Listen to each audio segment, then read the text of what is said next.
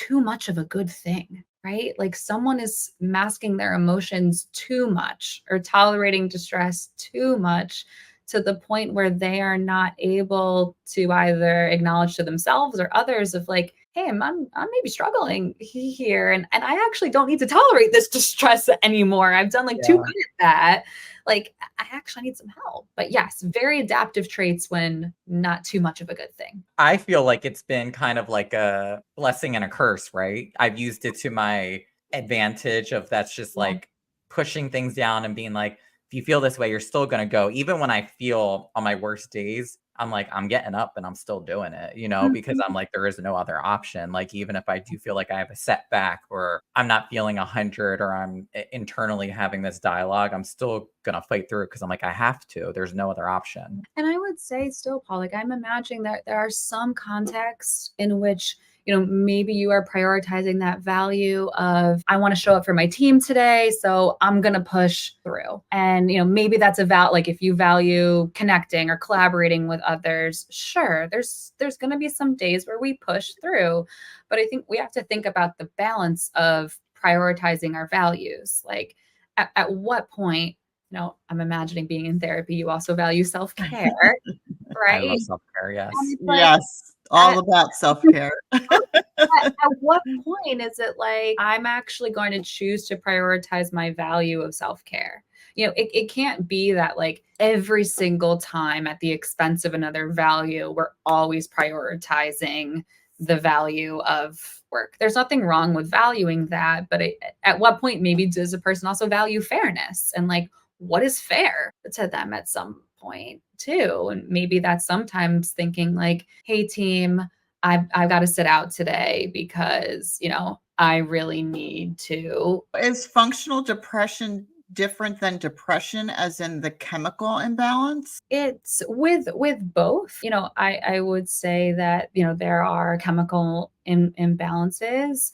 The main difference between, a major depressive disorder and high functioning depression is going to be the level of impairment that the person is experiencing.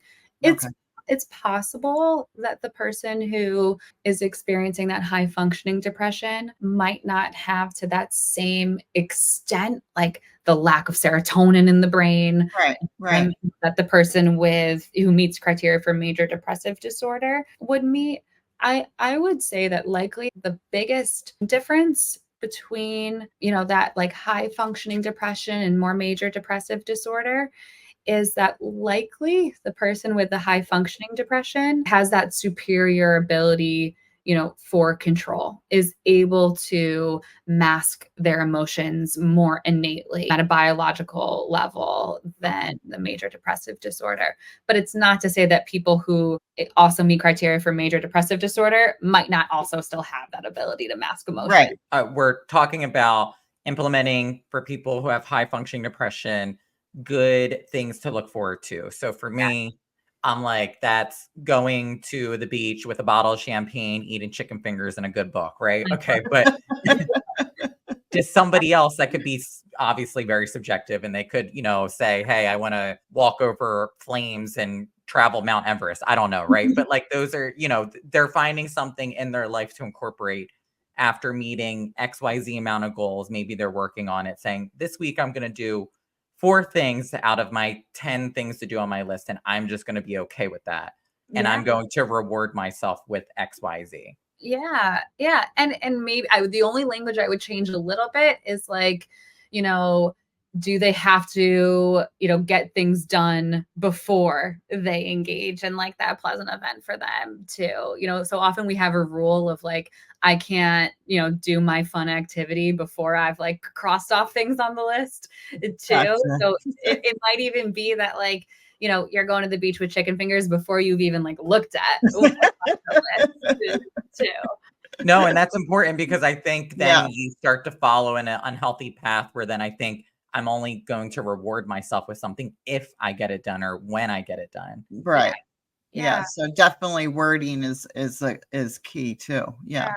We definitely want to stay away from rules because, like this like rigid way of thinking, like I should never ask for help. I should never show someone that I'm struggling. I've got to appear like I have it all together all the time. I've got to pick myself up from the bootstraps, even when I'm struggling. Like these are the things that can maintain that high functioning depression to the point where it worsens and falls then under the category of more major depressive disorder. So interesting, because it's really like, to me, rewiring this mindset and like Yeah. it's like my DNA of who I am, right? So it's like I used all of that as like thinking it was going to help progress me in life. And maybe it has. I'm It sure it was has. your leverage. Yeah.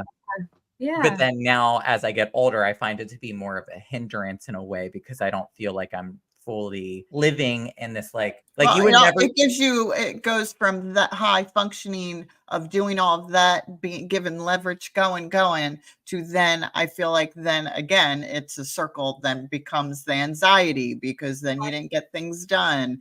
Then it's, yeah. I mean, then there's a crash that comes with it too. Once Yeah. I obsess and I get the 10 other things off my list, and it's like, oh, what's next? Now I got to do, like, it's like I'm addicted to that Yeah. taste of always doing that.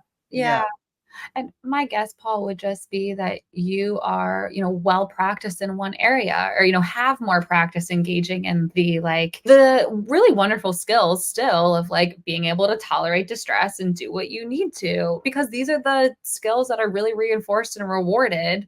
And it makes perfect sense that like at some point in adulthood, someone might be like, okay, but I actually haven't practiced as much the skill of slowing down. Hmm. Or the skill of putting myself first, or the skill of asking for help. And so it might be that these are actually what's more challenging. Like at one point for someone else, it might have been harder for them to take care of what they needed to before they allowed themselves to like, I don't know, play video games or something, Right. but for you, it might be that you already were well practiced in that and now need to kind of practice the skill of allow yourself to play the video games or watch the TV before, Yeah. So we picked out the symptoms. It's the people who got it all on the outside, but inside they're like, well, all of us thinking, how the fuck am I doing this every day, Yeah. right? To say it bluntly. And then, then you have the other side of it where if you are in therapy or you are working with somebody, you're finding ways of slowing down and surrendering and Mhm. finding ways to make your life feel a little bit more exciting and not so regimented.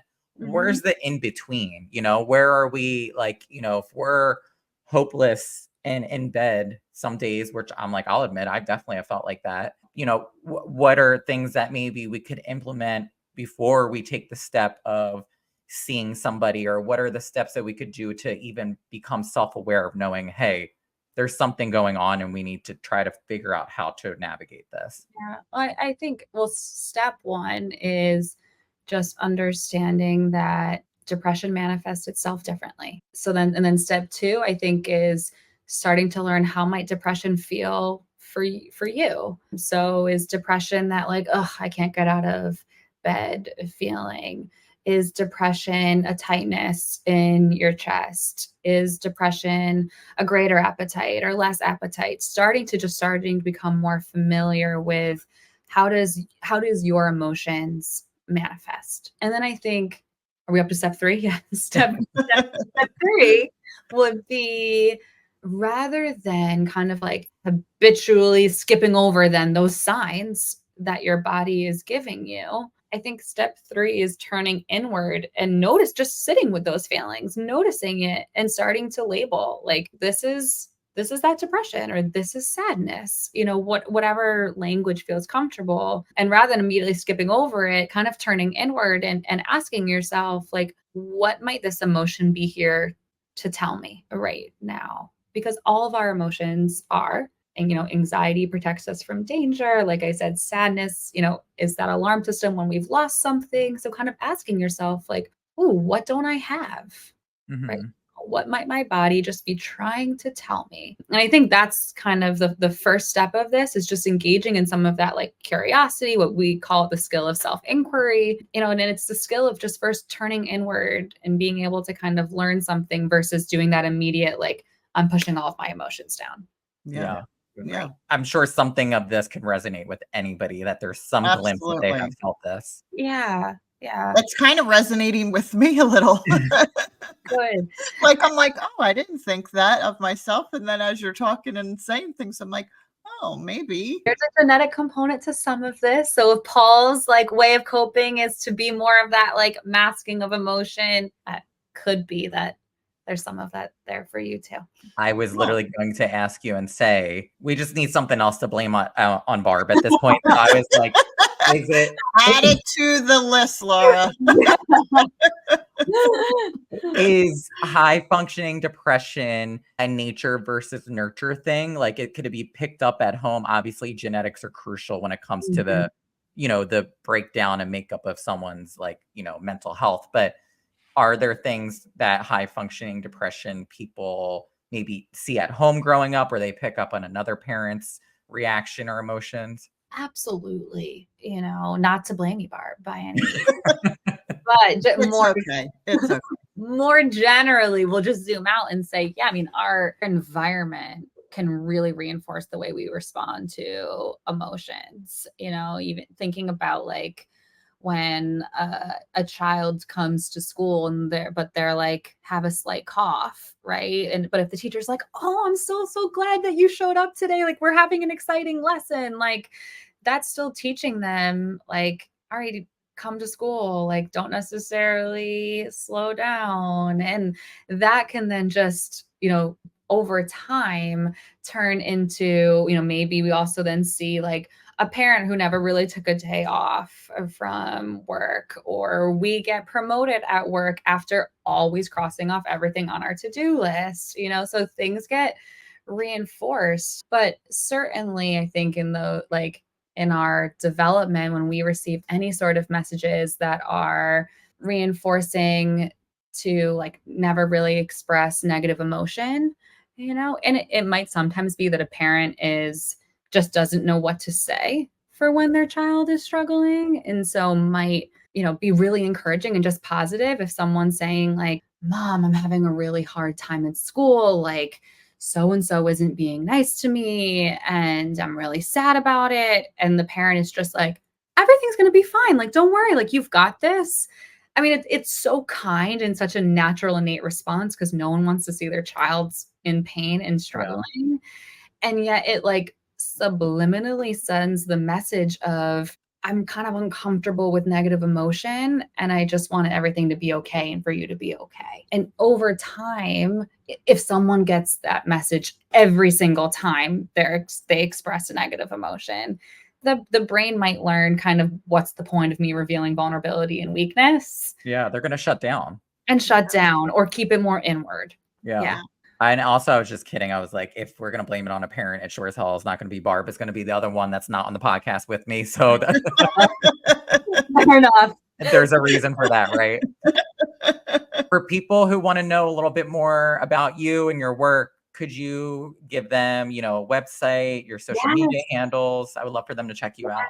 Absolutely. Thank you so much. So check us out at hamlettherapy.com, Hamlet Therapy on Instagram as well. Shout out to good old Hamlet Therapy. We love our girl, Dr. Alex.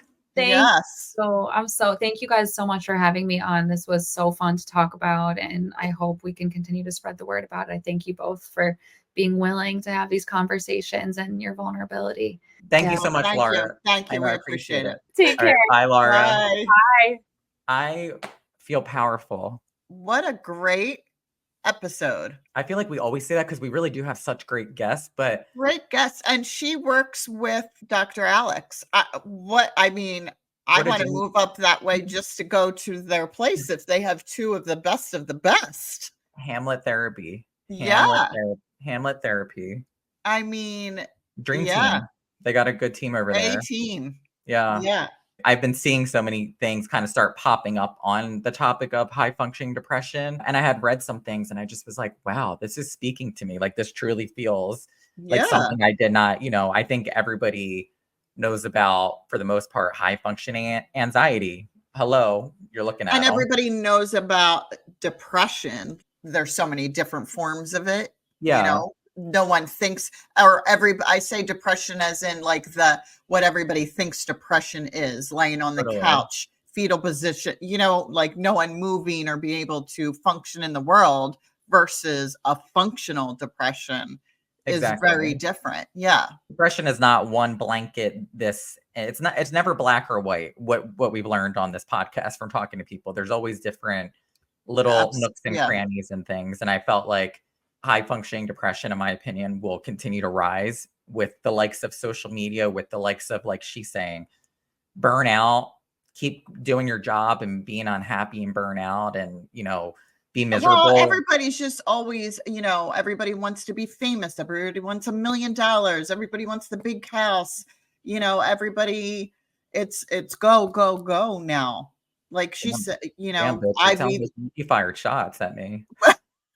Well, I'm glad that Laura joined us, and I hope that, like us, someone listening to this took something away from it. So many times I just wanted to say, period. where I was like, bitch, I was like, I know. And I can't help myself. I think she understood it. It was she did. She got me. She understood me. I felt seen. Yeah. Well, thank you once again, everybody, for listening to another episode of Hold On, I'm Calling My Mom. Make sure you are following us on Instagram, TikTok, Facebook at Hold On, I'm Calling My Mom. Make sure that if you want to, leave us any questions or topics. When you go through all the where you can find me, I'm like, someday I'll sit. I can't even get when I hang up, let alone someday. gmail.com. Oh yeah, I'm not even. I'm never going to. No, never going to get that. I'm handling that part. So on that note, email us at holdonI'mcallingmymompodcast@gmail.com. And as always, sharing this to a friend, a family member, an associate, sharing it on social media, liking and subscribing on YouTube, leaving us a review. Those little things add up and they mean a lot. So thank you for everybody who's done that. And thank you for the people who will do that. And thank you, as always, for listening and supporting. Thank you, everyone. Barb, take it away. I'm hanging up now. Bye. Bye. Call you later. Love you. Call you later.